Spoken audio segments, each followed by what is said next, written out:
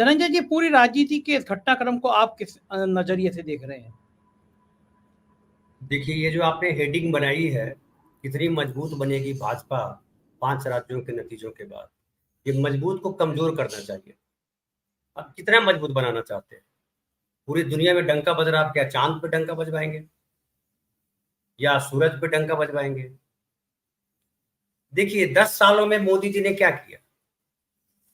राजकुमार कहा, युवराज कहा राहुल गांधी को, और लोगों को लगा कि सही कह रही है, चाय बेचने वाला आदमी बेचारा गरीब आदमी जो है देश के गरीबों की सुनेगा। सुनी? किसी ने सुना कि गरीबों के लिए क्या कर रहे हैं वो? इस देश की जनता को, जिसको संविधान ने, जिस कांग्रेस को गाली देते हैं, उस कांग्रेस ने कहा था कि ये इस देश का एक एक गरीब आदमी भी इस देश का मालिक है, इस देश में सबका हिस्सा। 5 किलो अनाज के लिए नहीं संविधान बना था। संविधान बना था कि इस देश की हर विकास में इस गरीब आदमी का हिस्सा है, और सरकार जो विकास कार्यक्रम चलाएगी उसमें इस गरीब आदमी का सबसे पहले ध्यान रखेगी। मैं अशोक गहलोत को बड़ा बधाई देना चाहता हूं, समझ गए? अशोक गहलोत ने राइट टू हेल्थ जो पॉलिसी लाई है वो अनुपम है और पूरे देश में आना चाहिए। अब एक और पॉलिसी आनी चाहिए, वो चाहे अशोक गहलोत करे या नीतीश कुमार करे। बीजेपी से तो उम्मीद नहीं है, वो कल्पना नहीं कर सकते, क्योंकि बीजेपी को सामाजिक न्याय से परहेज है। उसको तो लागू करना है कि भैया जो ताकतवर है उसको और कैसे ताकतवर बनाए। दुनिया में तीसरी अर्थव्यवस्था बनाएंगे, और इस देश की जनता जब हंगर इंडेक्स में सबसे नीचे आ जाती है तो ये कहते हैं रिपोर्ट झूठ है। वही जब विदेश से रिपोर्ट आती है तो मोदी जी कहते हैं देखिए हमारा विदेश में डंका बज रहा है और ये लोग हमको कह रहे हैं कि गड़बड़ कर रहे हैं। तो इनकी इतना विरोधाभासी चरित्र इनका है, और इतना आत्ममुग्ध चरित्र है, और केवल मोदी जी का नहीं, पूरा आरएसएस का चरित्र यही। आरएसएस को लगता है कि ये देश उनका बनाया हुआ है, उनका खरीदा हुआ है, केवल उनका अधिकार, बाकी किसी का अधिकार नहीं। वो जो भाषा बोले देश बोले, वो जिस तरह का देश बनाना चाहे देश बन जाए। अरे नहीं बनेगा आपके बनाया हुआ देश। और जितनी ताकत आपको दी नरेंद्र मोदी की वजह से मिली, अब वो ताकत आपके पास नहीं आने वाली, आपकी पूर्णाहुति हो गई। तो इसलिए मजबूत मत बोलिए, कितनी कमजोर बनेगी भाजपा 5 राज्यों के चुनाव के बाद। तो 2 राज्य से तो गायब है, उसकी तो चर्चा ही मत कीजिए, 5 की जगह 3 लिखिए। चूंकि कहीं मिजोरम में इनकी चर्चा नहीं है और तेलंगाना में कहीं है नहीं। वो पवन कल्याण के भरोसे कूद रहे हैं कि पवन कल्याण एक्टर हैं तो शायद 2 4 5 सीटें दिलवा दे। वो पॉसिबल नहीं लग रहा है, क्योंकि ये निर्णायक युद्ध चल रहा है, और ये जो है निर्णायक युद्ध इस स्तर पे है कि 2024 का ये जो है ट्रेलर है। तो तेलंगाना और मिजोरम तो बात माइनस कर दीजिए, मिजोरम ये जाने वाले नहीं है, चुनाव प्रचार के लिए भी नहीं जाने वाले हैं। इतना भय है मणिपुर का, हेमंत बिस्वा शर्मा वहां से बोलते रहते हैं, वही चले जाते मिजोरम प्रचार करने के लिए, तो समझ में आता। तो जब प्रधानमंत्री डरता है प्रदेश में जाने से, प्रचार करने से, उसको आप मजबूत कैसे बनाएंगे?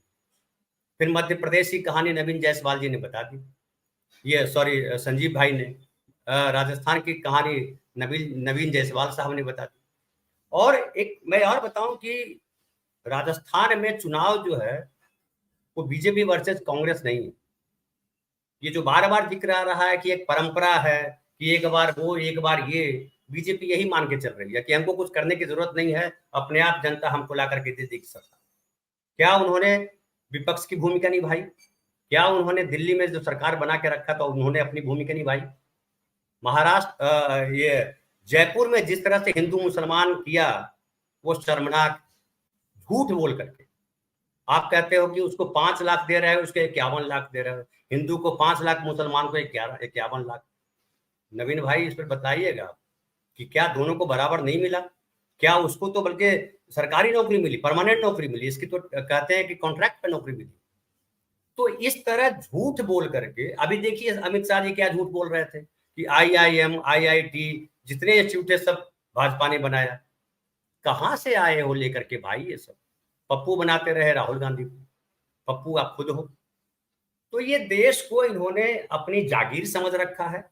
देश इनकी जागीर नहीं है, इसलिए नहीं है कि एक तो ब्राह्मणवाद है उसका सिराजा बिखर चुका है, और कांग्रेस पार्टी जब सामाजिक न्याय पे आके खड़ी हो गई है, मजबूरी है उसकी, क्योंकि जो बिहार उत्तर प्रदेश है उसमें जातीय चेतना जबरदस्त तौर पे जागृत हो गई। उसको रोका नहीं जा सकता। बिहार में आप देख लीजिए कि जो जाति सर्वे जब से हुआ है, सारी जातियों के जुलूस निकल रहे हैं, और मैं इसको अच्छा मानता हूँ। कांशीराम कहते थे कि सारी जातियों के भीतर राजनीतिक चेतना आनी चाहिए। वो राजनीतिक चेतना बिहार में दिखाई पड़ रही है कि जिसकी जनसंख्या बहुत कम है, उसको भी लग रहा है कि हमारा एक नेता होना चाहिए। क्या बिहार में कोई बेलदार नेता नजर आता है? कोई नोनिया नेता आपने सुना है? कोई ताती नेता सुना है? कोई कहार नेता सुना है? क्यों नहीं उन जातियों के नेता आने चाहिए भाई? क्यों केवल ब्राह्मण, राजपूत, भूमिहार, कायस्थ की संख्या इतनी कम है, लेकिन देखिए वहां सत्ता में वो बैठे रहते हैं कायस्थ, और वो सब बीजेपी के भक्त हैं। तो ये बिहार से जो इस बार आग भड़की है, वो नागपुर तक पहुंचेगी, और नागपुर तक जब पहुंचेगी तो मजबूत जो है वो पुनर्मुस्को भवा हो जाएगी। जी धनंजय जी, आपकी टिप्पणी, आखिरी टिप्पणी।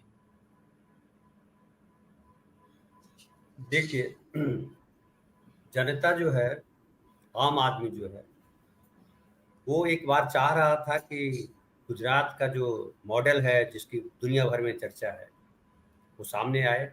ये भी था, उनको लग रहा था कि मुसलमानों की वजह से ही हम गरीब बने हुए। अब समझ में आ गया कि मुसलमानों की वजह से गरीब नहीं है, अडानी की वजह से गरीब हैं। ये भी समझ में आ गया है कि ये जो लंपट मीडिया है, या जिसको गटर मीडिया कहता हूँ मैं, या जिसको गोदी मीडिया आप लोग कहते हैं, ये लंपट मीडिया बेसिकली मीडिया नहीं है, चाटुकार है, चमचा है, और प्रोपेगेंडा करने वाला पूरा चैनल बना रखा है नेशनल मीडिया के नाम। ये भी जनता को समझ में आ गया। अब जब जनता को समझ में आ गया तो जनता चुनाव के समय जवाब देगी, और जवाब इस तरह से देखिए कि इनके अपने ही लोग, चाहे उमा भारती हो या वसुंधरा हो या कोई और हो। देखिए, जब आप लालच करेंगे, जब आप मलाई खुद खाएंगे, बाकी को बिठा करके तमाशबीन बनाएंगे, तो कब तक?